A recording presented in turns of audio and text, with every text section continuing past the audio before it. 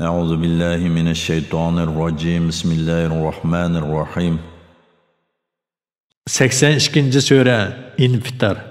Mekke'de nazil bo'lgan 19 oyat. Nəhayət şəfqətlik, mehribon Allah'ın ismi bilan başlayman.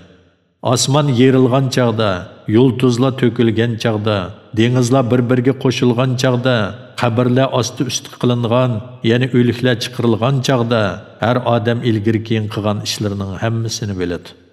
Ey inson, seni marhamatlik Parvardigoringga osiylik qilishgan nima oldida? O seni yaratdi, a'zolaringni bijirim, qomatingni tuz qildi. Seni o xohlagan shaklda qurashtirdi. Hergiz unda qilmanglar, ya'ni Allohning karamiga mag'rur bo'lmanglar.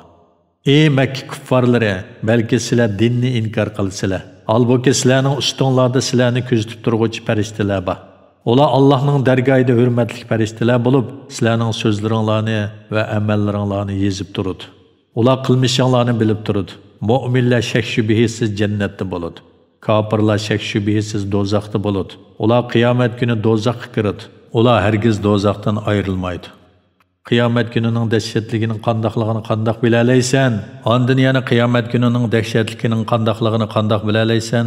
O kunda bir odamning yana bir odamga yordam berish qo'lidan kelmaydi. Bu kunda hukm Allohga xosdir.